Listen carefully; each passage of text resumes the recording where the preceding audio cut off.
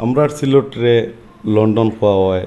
আমরা সিলেটর আলাদা আলাদা মন্ত্রণালয় আছে।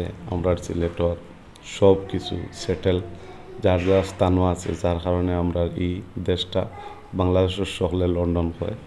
আমরা সিলেটর বাণিজ্যিক কেন্দ্র বন্দর বাজার, আমরা সিলেটর রাজধানী জিন্দাবাজার, আমরা সিলেটর মুদ্রার নাম টেকা, আমরা সিলেটর জাতীয় খানি হইল কি চা পান সুপারি। এই সিলেটর তিনটা ব্রিজর একটা গল্প আছে।